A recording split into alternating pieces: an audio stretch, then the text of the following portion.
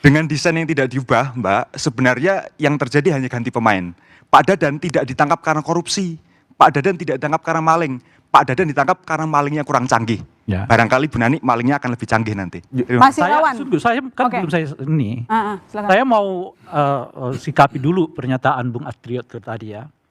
Jadi kira-kira beginilah saya buat pengandaian. Karena ini semua kotor, kebetulan semua kotor, kebetulan ada yang satu, ini semua bersih, kebetulan ada satu yang kotor. Lalu yang kotor ini akan dibuang, lalu dikampanyekan kemana-mana bahwa ini semua bersih karena yang kotor sudah kami buang. Itu yang saya sebut nggak elegan. Kenapa nggak elegan? Karena Anda seolah-olah mau mengatakan yang ini bersih karena ini Anda buang. Anda mau mengatakan bahwa presiden itu hebat karena 3 orang ini ditangkap sebagai tersangka kasus korupsi. Padahal kalau kita mendengar tadi penjelasan dari TI, penjelasan dari Bu Bipitri ya, ini sudah bermasalah sejak dari awal bahwa hari ini kejadiannya ada 3 orang yang ditangkap sebagai tersangka kasus korupsi bukan sesuatu yang mengejutkan. Bahkan tadi Bu Fitri mengatakan boleh jadi lebih banyak dari ini karena ini bekerja tidak berdasarkan sistem yang kuat. Baik, saya ke Mas Irawan. Sebenarnya poin dari Tio dan juga Bang Rey ini sama. Ini cuma ganti pemain, pura-pura bersih-bersih, tapi sebenarnya masih ada yang sisa kalau kata Bang Rey. Justru sebenarnya kalau kita lihat presiden sikapnya sejak awal dan cara pandangnya terkait dengan berbagai program pemerintah itu, yang paling kuat pesan dari presiden itu adalah jangan sampai terjadi kejahatan korupsi itu sendiri. Dalam setiap kehadiran presiden selalu berulang-ulang menyampaikan bahwa bahkan jika orang terdekatnya, bahkan dari kader Partai Gerindra pun jika melakukan kejahatan korupsi, silahkan penegak hukum melakukan penindakan. Bahkan dalam paripurna terakhir di MPR pada saat presiden menyampaikan kebijakan makroekonomi juga menyampaikan Bung Irwan, hal yang serupa. Apa yang tidak disampaikan yang baik-baik tidak disampaikan oleh presiden. Tapi apa yang kita lihat di lapangan? Jadi sekarang eranya bukan soal apa yang diomongkan, apa yang dilakukan. Presiden mengatakan jangan ada korupsi di BGN. Tapi desain sistemnya, desain badannya, desain strukturnya begini. Tidak semua peristiwa yang kemudian melibatkan Badan Gizi Nasional itu merupakan peristiwa hukum, apalagi itu adalah peristiwa satu kejahatan korupsi gitu. Bahkan ya kalau kita lihat dari apa yang diungkap oleh Kejaksaan Agung terkait dengan pengadaan barang dan jasa ini, itu kan bukan proses melalui satu operasi tangkap tangan, tapi melalui proses penyelidikan atas dugaan kejahatan korupsi pengadaan barang dan jasa itu. Dan itu juga sebenarnya dalam rangka melaksanakan direktif presiden, menerjemahkan arahan presiden terkait dengan pemberantasan korupsi itu sendiri. Itu yang pertama. Yang kedua bahwa concern kami, misalnya kami di DPR, ada 2 concern kami terkait dengan program makanan bergizi gratis ini. Satu adalah politik anggarannya, yang kedua adalah politik pengawasannya. Dan setiap pertemuan kami, rapat kami di DPR bersama dengan Badan Gizi Nasional, itu DPR selalu menekankan perlunya ada perbaikan tata kelola dan membuat program makanan bergizi gratis lebih terbuka, lebih akuntabel. Itu selalu disampaikan. Saya mau tanya, Bung Irwan. Saya mau tanya. Boleh. Ada 10 bulan tanpa Inpres atau Perpres atau Kepres berkenaan dengan pelaksanaan program BGN ini. Apa yang dilakukan DPR? Kami membahas pada saat itu. Satu kan, tadi kan yang dikatakannya tidak ada Perpres mengenai Badan Gizi. Itu saya sudah jawab bahwa ada. Sekarang di programnya. Dasar hukumnya adalah terkait dengan pelaksanaan Undang-Undang APBN 2026, itu ada terkait dengan program makanan, program atau anggaran terkait dengan bergizi itu.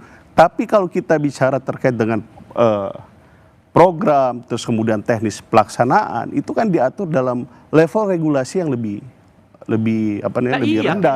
rendah yang diatur oleh BGN itu sendiri sebagai pelaksana program. Itu mestinya selevel minimal tuh Perpres ya. Bahkan kalau di kita sebetulnya di luar minta ada undang-undangnya dong. Perpresnya ada. Perpres ada. Tapi makanya Perpres program. Dan kita harapkan ada terkait dengan Jelas nggak? Terkait dengan program itu menjadi ukuran target menjadi ukuran tujuan program itu sendiri. Mari kita cek deh.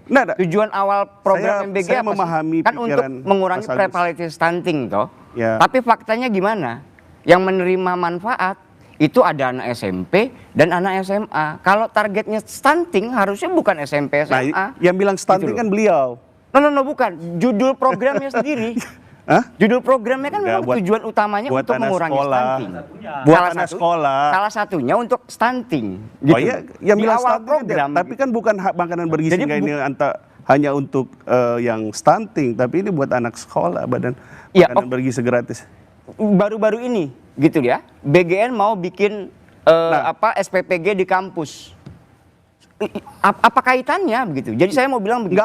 Nggak ada. Saya mau bilang begini. Itu aturannya di mana? Data penerima manfaat itu diambil dari data Dapodik. Gitu ya, data pokok pendidikan. Kenapa tidak yang ditargetkan adalah mereka yang rentan miskin, sementara Kemensos sudah punya data. Nah, itulah DTKS. Nah, saya akan masuk. Itu yang harusnya diintervensi. Saya masuk bukan menggunakan data-data pokok pendidikan. Ya, saya masuk dari apa kritik Bang Rey, terus Mas Tio, kaitannya Bu Neni tadi tersebut. Saya melihat tadi apa yang disampaikan Bu Neni. Justru kan Bu Neni memberikan pesan kepada publik bahwa beliau ini memahami permasalahan dan apa yang terjadi di tubuh Badan Gizi Nasional, kemudian implementasi program makanan bergizi ini. Maka kemudian saya juga tadi sempat membaca dan selalu membaca itu adalah kaitannya misalnya satu bahwa sasaran prioritas nanti ke depan adalah untuk daerah-daerah tertinggal. Kemudian telat Bang, harusnya dari tahun lalu kami sudah mengingatkan, teman-teman masyarakat sipil sudah mengingatkan sejak tahun lalu, pertengahan tahun lalu. Kawan-kawan Celios, kawan-kawan TI, kawan-kawan ICW, teman-teman JPPI, semua dan para praktisi yang lain juga sudah mengingatkan itu. Pertanyaan utamanya adalah mengapa BGN tidak memoratorium terlebih dahulu, kemudian selected, segmented. Target utamanya apa dulu nih? Kawasan 3T, kalau tidak salah Pak Burhanuddin Muhtadi sempat mengeluarkan Twitter tuh. Justru di daerah yang rawan stunting minim SPPG. Nah, itulah cek datanya. Makanya itu kemudian, makanya tadi ketika misalnya Mas Tio, Bang Rey kemudian menyampaikan tidak adanya kompetensi, terus moralitas, integritas, itu sebenarnya terbantahkan semua. Satu, kita bicara moralitas dan integritas. Salah satu ukuran dari moralitas integritas dari beberapa pimpinan Badan Gizi Nasional, dia aja tuh yang nggak kena tuh oleh Bung Irwan. Itu yang saya katakan tadi, tunda dulu deh. Tunda dulu. Itu yang saya sebut. Jangan karena Anda buang ini yang kotor lalu Anda menyebut seolah-olah ini bersih semua. Program ini harus terus jalan. Karena ada 3 orang yang ditetapkan sebagai tersangka, Presiden seolah-olah nggak pandang bulu. Padahal ada persoalan yang sistemik di dalam.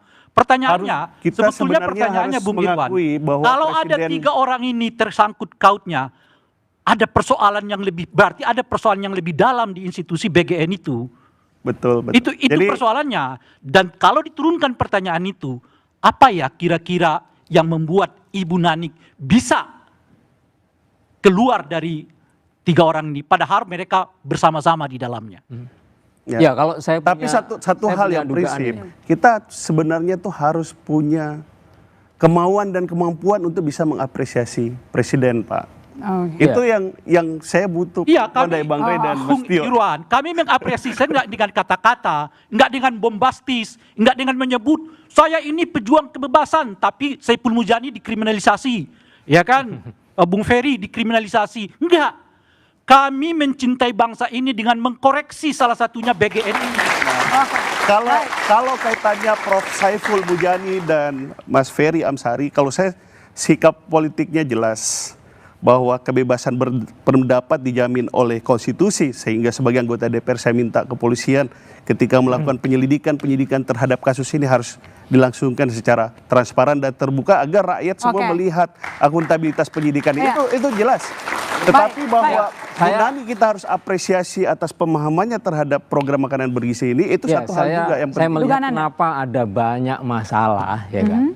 Yang tadi dikatakan ini bukan hanya soal teknis ini masalah di aturannya, masalah di tata kelolanya dan seterusnya gitu. Tapi kenapa dari BGN begitu dibentuk ya, Januari start ini kok gaspol terus sampai hari ini gitu loh. Sampai begitu ada kasus ini saya dengarkan tadi juga terus digas terus.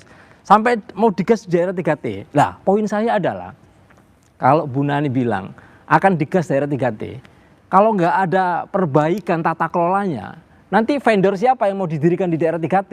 Jadi Nanti vendornya orang BGN juga nanti. Enggak, gitu jadi loh. gini, Oke, jadi- nanti kita lanjutkan. Lagi gitu loh. Baik, nanti kita lanjutkan Ini kamera bermasalah saudara terus ini tetap di gitu. Bola Liar.